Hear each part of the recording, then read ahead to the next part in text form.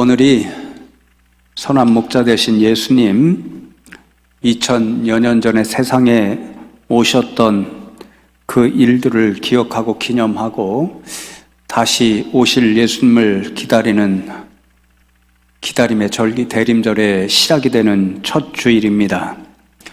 내일부터 새벽 예배 시간에는 묵상집으로 말씀을 묵상하며 나눌 것인데 그 묵상집을 보시면 주일에는 말씀이 없고 함께 기도하는 공동 기도문이 있습니다. 그래서 이 한 달 동안에 어떤 말씀을 함께 나눌까 생각하다가 지난 한 주간 누가복음 1장으로부터 3장까지 말씀을 함께 새벽마다 나누면서 미리 대림절 절기를 생각하는 그런 시간을 가졌는데 이 말씀들을 통해서 제가 새롭게 깨닫고 또 이 정말 주님을 기다리는 저와 여러분이 어떤 믿음으로 어떤 일들을 행해야 되는가 그것을 나누고 싶어서 12월 한 달 동안에는 누가복음 1장부터 3장까지의 말씀을 함께 나누면 좋겠습니다. 주중에 오늘 말씀을 읽고 설교를 준비하는데 신학교 때 만났던 한 교수님이 생각이 났습니다. 그 교수님이 아주 열심히 지속적으로 공부하셔서 많은 신학생들로부터 존경을 받았는데요. 어느 수업 시간에 질의응답 시간이 있었고 그때에 한 신학생이 손을 들고 그 교수님께 교수님, 공부 비법이 무엇입니까? 이렇게 여쭈어봤습니다. 어떤 비법 알면 좋겠다 하는 마음이 우리들 다 있잖아요. 근데 그분 말씀을 생각하는데 옛날 영화 가운데 주유소 습격 사건이라는 영화가 있었습니다. 반 코미디 영화인데요. 거기에 보면 유호성이라는 배우가 배역을 맡았는데 일종의 그 주먹계에 있는 사람이죠. 근데 자신은 한 번도 누구랑 싸워서 진 적이 없답니다. 그 비법이 뭐냐? 제가 알려드리면 이런 방법으로 싸우면 안 돼요. 네. 비법이 뭐냐? 자기는 자기 그룹하고 딴 그룹하고 이렇게 싸우게 되잖아요. 그러면 한 사람만 팬답니다. 목표를 잡고. 그래서 그 친구의 말대로 하면 한 놈만 패. 이겁니다. 근데 그 교수님 공부 비법이 그와 유사했습니다. 한 사람만 파고 공부하는 것입니다. 그 교수님이 신학교에 처음 들어왔을 때는 우리 교단의 시조가 존 칼빈 선생님, 장 깔뱅 선생님 그분이잖아요. 그러니까 우리 교단의 신학생이니까 제일 먼저 이분은 좀 알아야 되겠다 이런 생각이 들어서 그때부터는 나는 오늘부터 칼빈 선생님만 알기로 작정한다. 그 마음을 가지고 칼빈 선생님만 공부합니다. 그래서 어느 시간이 지나면 이만큼 알면 됐지 이런 단계가 오잖아요. 그러면 다음 궁금한 신학자로 옮겨가는 거죠. 칼빈 선생님 다음에 우리 교단에 큰 영향을 미치는 분이 칼 바르트라고 하는 2000년대 그러니까 20세기에 가장 1900년대 20세기에 가장 위대한 신학자로 알려진 그분입니다. 이제 칼빈은 알았으니 오늘부터는 내가 바르트만 알기로 한다. 그러고는 바르트만 열심히 파고 공부합니다.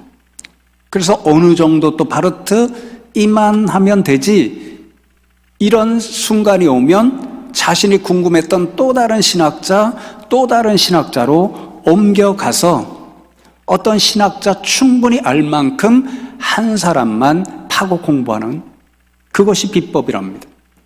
그런데 그 교수님의 고백이 아직도 기억이 납니다. 그렇게 관심이 가는 신학자들을 알기 위해서 한 사람 한 사람 파면서 공부하다가 내린 결론이 뭐냐면요. 어느 순간에 회의감이 들었다는 것입니다.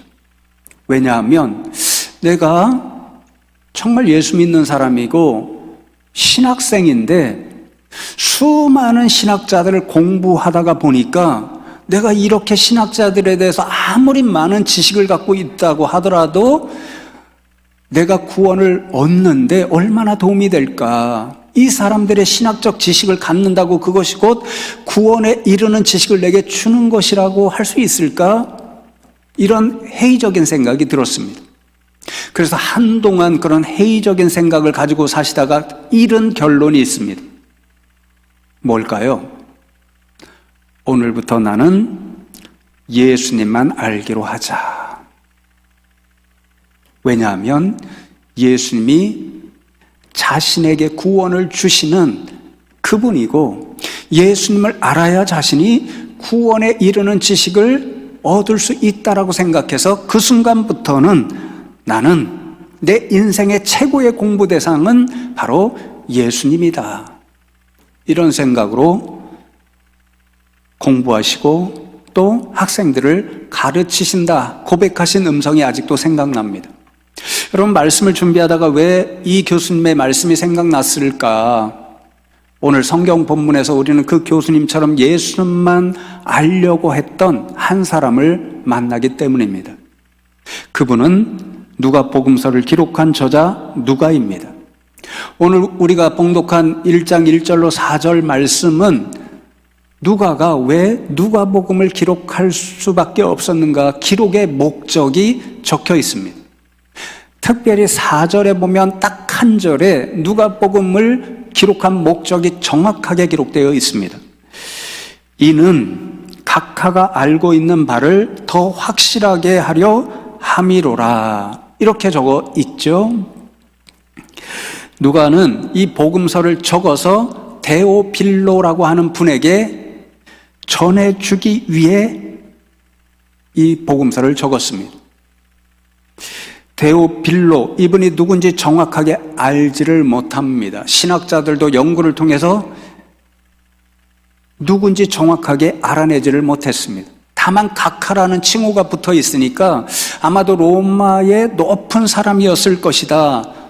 한 발짝 더 나가면 사도 바울이 결국 로마 시민권을 가지고 로마에 가서 재판을 받았으니까 그 재판의 과정에서 만났을 어떤 고관이었을 것이다. 그렇게 이야기합니다. 그런데 아마도 그런 과정 가운데서 데오빌로가 사도 바울일 수도 있고 사도 바울과 동행했던 어떤 복음 전파자일 수도 있고 그분들로부터 복음을 듣고 예수님에 대하여 알게 되었습니다. 누가는 이 데오빌로가 들어서 알고 있는 예수님에 대해서 더 확실하게 알도록 해주기 위해서 이 누가복음서를 적어서 그에게 보냈습니다. 특별히 누가복음 연구자들에 따르면요, 당시 교회는 우리가 사도 바울의 서신서로부터 잘 알 수 있는데요, 거짓 교사들이 많았잖아요. 그래서 바른 복음이 아니라 거짓 복음, 가짜 복음으로 사람들, 성도님들을 유혹해서 교회에 문제를 일으키고 그랬잖아요. 그러니까 누가가 이 복음서를 기록한 목적도 아마도 데오빌로 같은 사람도 거짓 교사들의 현혹대를 세워서 바른 복음의 길이 아니라 엉뚱한 길로 갈 수 있다는 것이 염려되는 상황 가운데서 이 복음서를 전해 줌으로 데오빌로가 예수님에 대하여 더 확실하게 알게 되고 그렇게 되면 거짓에 빠지지 않고 믿음의 굳건히 서서 구원의 길로 끝까지 갈 것이라는 그런 기대 확신으로 이 복음서를 적어보냈습니다. 그러니까 데오빌로가 이 복음서를 받고 아마 읽었다면 더 확실하게 예수님을 알고 그래서 더 굳건한 믿음을 가지고 구원의 길로 끝까지 갔을 거라 저는 확신하고 지금 하늘나라에서 누가와 함께 있지 않을까? 있지 않을까가 아니죠. 있다. 그렇게 확신합니다. 여러분, 그러니 이 목적이 너무도 중요하고 너무도 귀한 목적입니다.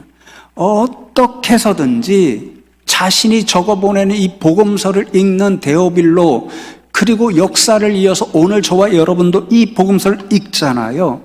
어떻게 해서든지 잘 적어서 데오빌로도 또 그 이후에 이 복음서를 읽는 사람들도 예수님을 더 확실하게 알고 끝까지 구원의 길을 가게 하겠다 이 마음으로 적고 있으니 누가는요 이 복음서를 허투루 적을 수가 없었습니다.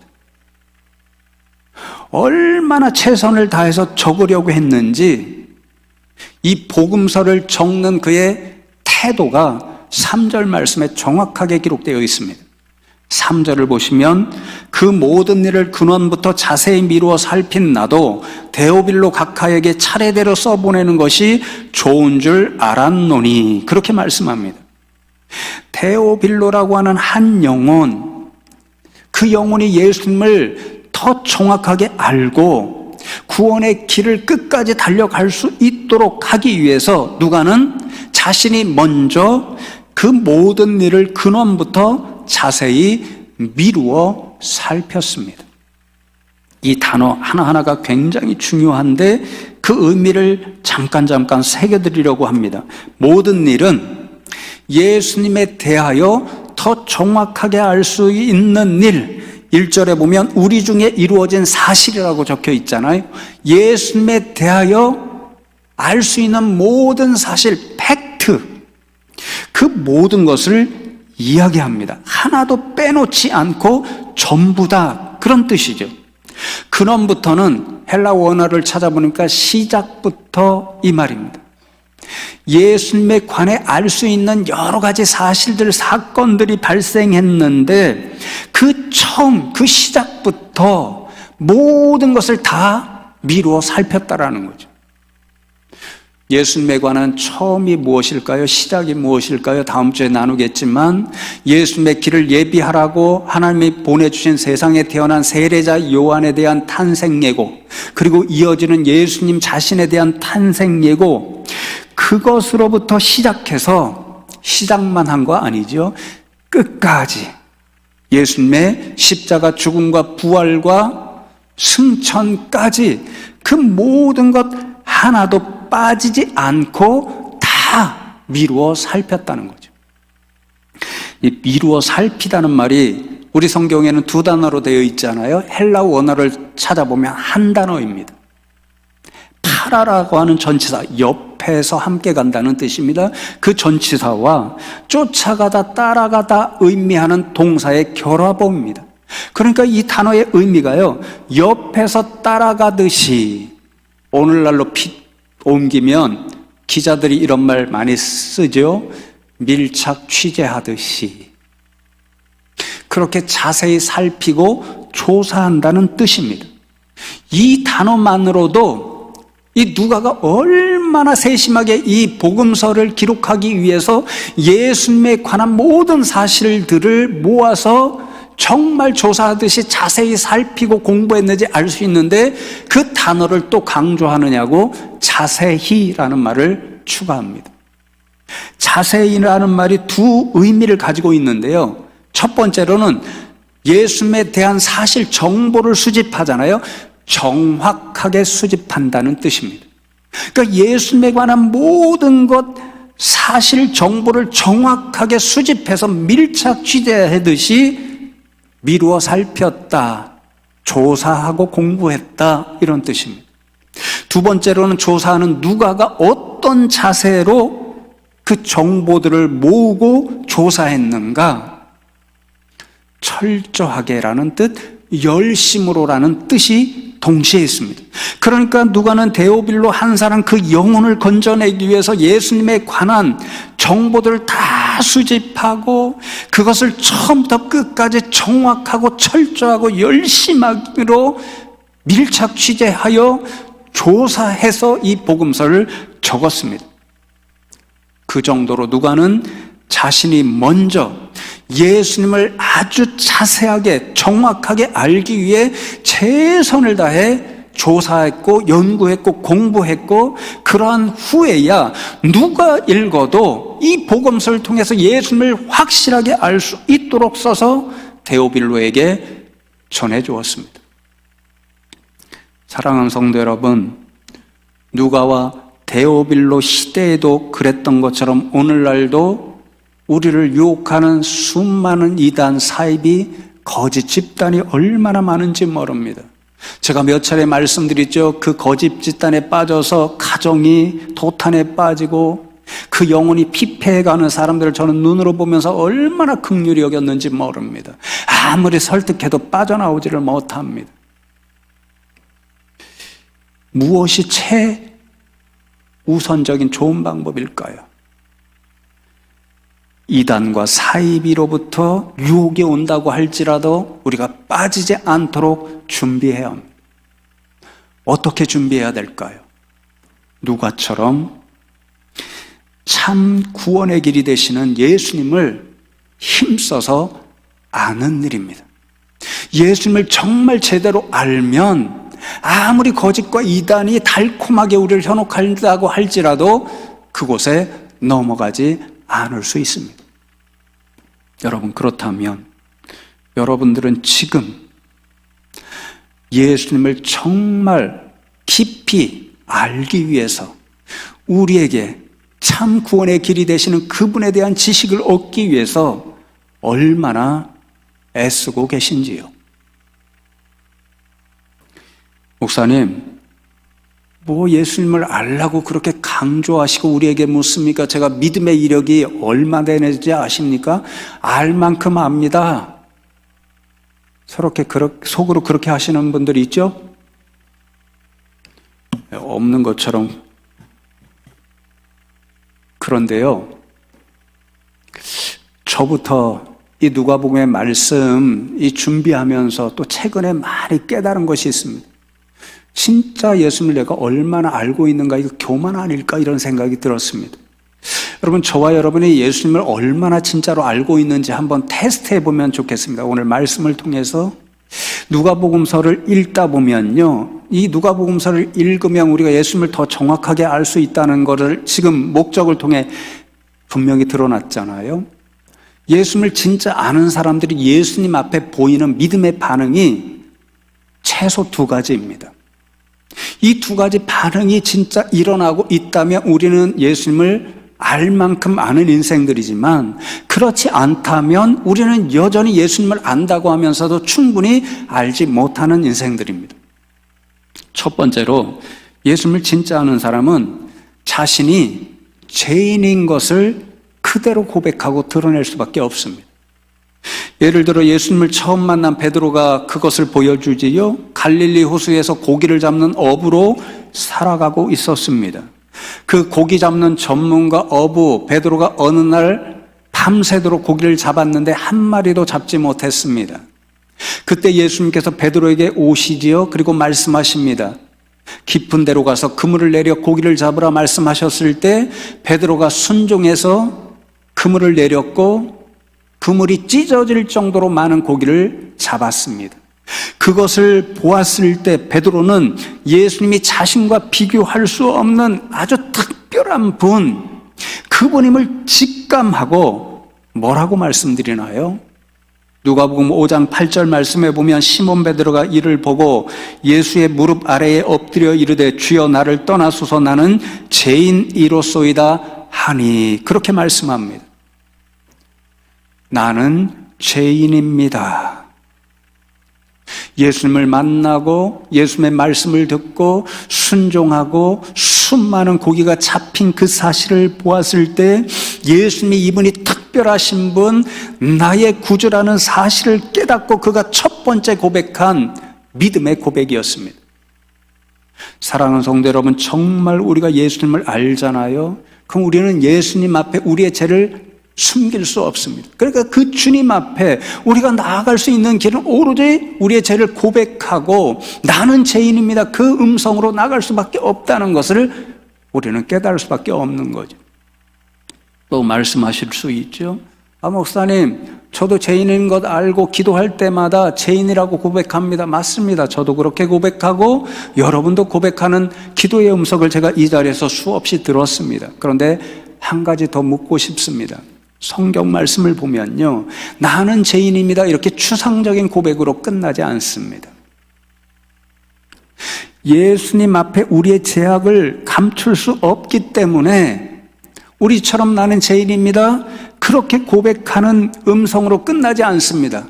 저와 여러분의 기도 가운데 주님, 그렇습니다, 저는 죄인인데 과거에는 구체적으로 이러이러한 죄, 그리고 지금은 이런 죄를 저지르고 있습니다, 고백하는 음성은 제가 듣지 못했습니다. 그런데 누가복음의 말씀을 보면요, 예수님 앞에 자신이 죄인임을 깨닫고 그 주님 앞에는 하나도 감출 수 있는 죄가 없다는 것을 깨닫는 진짜 예수님을 아는 사람들은 나는 죄인입니다. 그 고백에서 멈추지 않습니다. 나는 주님 이런 죄를 저질렀으니 회개합니다. 용서해 주십시오. 이렇게 나갑니다. 삭개오가 너무도 좋은 모범의 예지요. 누가복음 19장 8절 예수님을 만나고 예수님이 구주이심을 깨달은 삭개오는 이렇게 자신의 죄악을 고백합니다. 삭개오가 서서 주께 여짜오되 주여 보시옵소서 내 소유의 절반을 가난한 자들에게 주겠사오며 만일 누구의 것을 속여 빼앗은 일이 있으면 내 갑절이나 갚겠나이다.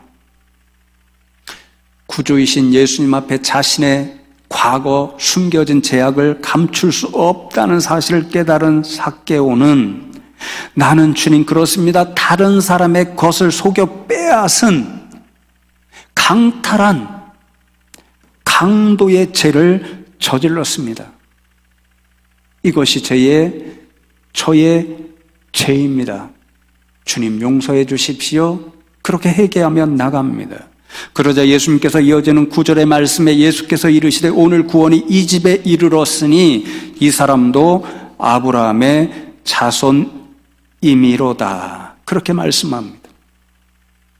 성도 여러분, 예수님을 진짜 알면 우리는 예수님께 감출 수 있는 죄가 없다는 사실을 알게 됩니다. 그래서 하게 되는 일이 삭개오처럼 주님 그렇습니다. 저는 이런 죄를 저질렀으니 주님께 회개합니다. 용서하십시오. 그렇게 나아갈 때에 예수님께서 그래 오늘 구원이 이 집에 이르렀노라 그렇게 말씀해 주십니다. 저부터 이 말씀을 생각하면서 제가 의식할 수 있는 그 과거의 모든 제 어린 순간으로부터 생각해 보았습니다.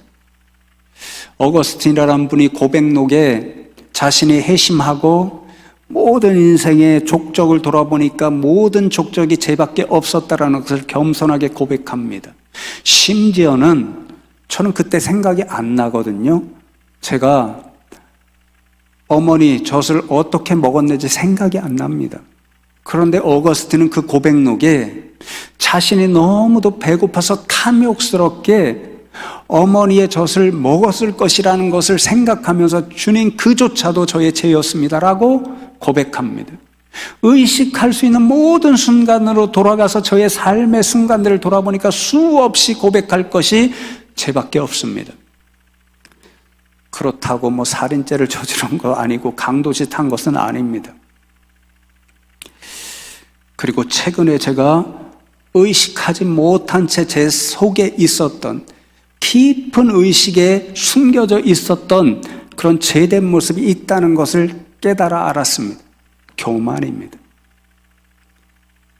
공부 많이 했고 공부 잘했었다는 자부심, 이렇게 오늘도 거룩한 척 여러분들에게 설교하고 있는데 그런 것들이 제 가운데 깊이 저도 모르는데 숨겨져 있었다는 것을 깨달은 거죠.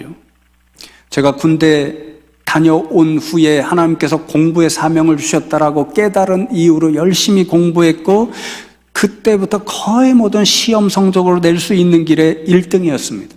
장신대에서도 에모리에서도 수석으로 졸업했습니다. 아무도 놀라지 않으시네요. 대단한 일 아닌가요? 전에 사역하던 교회에서 성경 공부를 열면 6분의 부교역자들이 있는데 성도님들이 제 성경 공부반에 제일 많이 들어오셨습니다. 신대원 다닐 때 2학년 때 설교학 수업을 받는데 제 설교문이 유일하게 우리 동기들 중에 모범 설교문으로 채택되어 수업 교재로 사용되고 대학원에서도 수업 교재로 사용이 되었습니다. 여러분들에게 말씀드리지 않았지만 얼마 전에도 금요일 저녁에 어느 교회 가서 설교했고 기타 여러 교회와 학교에서 설교 부탁을 받아서 설교하고 많은 처음 반응을 얻기도 했습니다.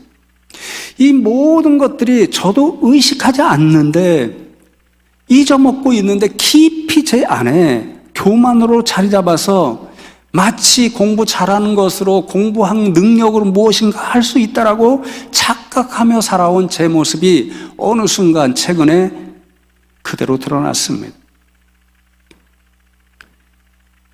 아무런 능력도 없으면서 늘 여러분에게는 하나님만 의지하자고 설교하면서 제 자신에게 깊은 의식 가운데 저도 모르게 숨겨져 있던 거죠. 하나님 앞에 내어놓았습니다. 여러분, 그렇습니다. 우리가 예수님을 진짜 안다는 표가 무엇이냐면요, 그분 앞에 우리의 모든 것을 숨길 수 없는 사실을 진짜 알기 때문에 그분이 이미 알고 있는 죄악들을 그분 앞에 낱낱이 회개하며 고하는 것입니다. 왜 그럴까요? 그래야만 우리에게 구원을 주시는 예수님께서 우리를 용서해 주시고 구원의 은혜를 베풀어 주신다는 것을 확신하고 믿기 때문에, 알기 때문에 그렇습니다. 성도 여러분, 이 시간 우리 자신, 여러분 자신을 한번 솔직하게 돌아보시기 원합니다. 혹시 저처럼 깨닫지 못하는 깊은 의식 가운데 숨겨지고 감추어진 제된 모습이 있다면 이미 주님이 아십니다.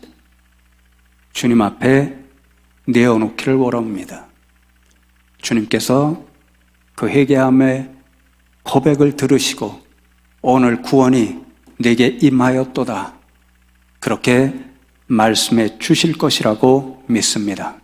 두 번째로, 예수님을 진짜 아는 사람은 예수님께서 행하시는 대로 혹은 예수님께서 말씀하신 대로 행하면서 사는 사람입니다. 선한 사마리아 사람 비유를 통해서 예수님께서 이것을 분명히 가르쳐 주십니다.